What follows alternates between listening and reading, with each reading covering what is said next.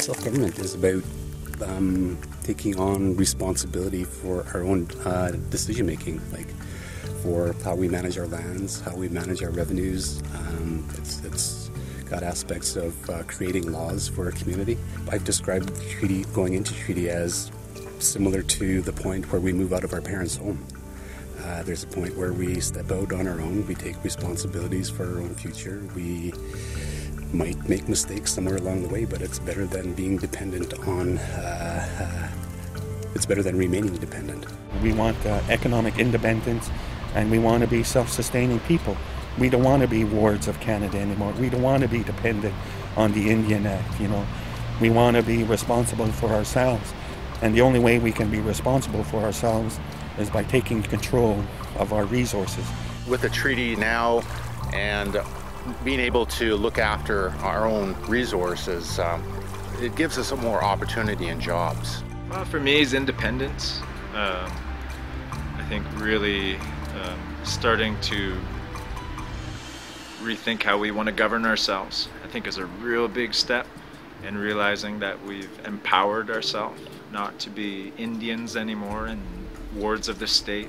We had to answer to them. Today we only answer to ourselves. The governance part is a lot easier than holding our meetings and creating laws and regulations and policies and all that. We can do it here. It's time to figure out how to use the tools to the best of our advantage and build the community we want. And with almost no interference with, Indian affairs, right? I mean, it's hard to understand that freedom until you're experiencing it, right? We can govern our land, we can govern our resources, we can govern, our people, look after our people. It's going to be good. It's really going to mean a lot for our people to be on our own and self-sufficient is the goal. Provide for ourselves, use our resources, our land, our water to make a living.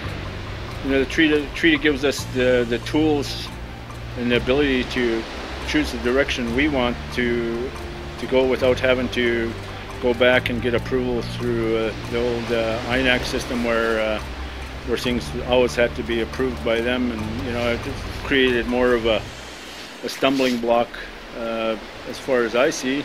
We have to establish and continue building our own internal capacity. We'd like to move away from, I don't want to say reliance, but we want to be in a position where we can conduct operations fully on our own.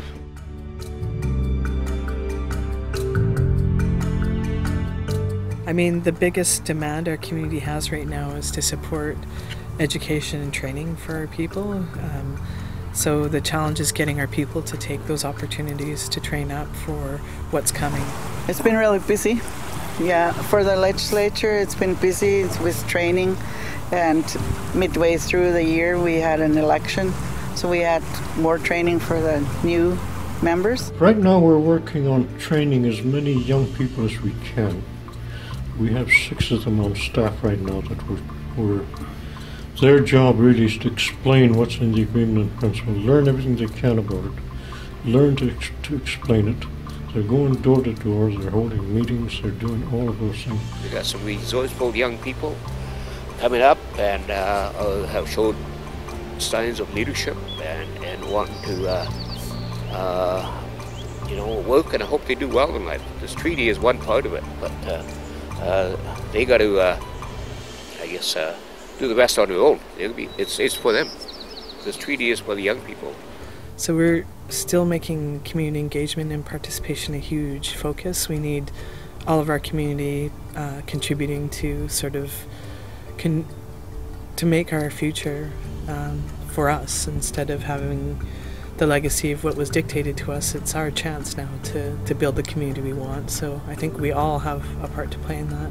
The people that are fully functional now really have to stand up and get to work, and it's both part. As a community, I really think we need to stand up and embrace those opportunities.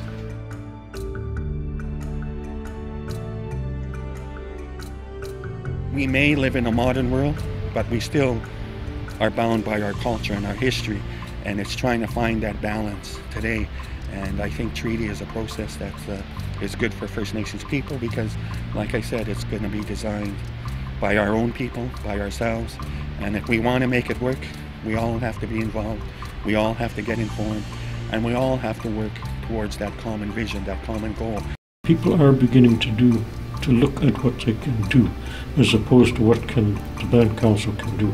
The challenge is I think a lot of people expected, like once we came into the treaty effective date, that they had the idea that everything was going to change overnight, you know, and that necessarily didn't happen. You know, I mean, sure, we had a good celebration, we had a lot, but when it comes down to it, I mean, we have to have budgets and plan on you know, our budgets for the year, and then plan our economic development. If we're not ready now, what do we have to do to be ready, and when will we ever be ready? I think that question is always going to be a real one. We've got the ability, there's no doubt in my mind. We've got the brains to be able to do whatever has to be done.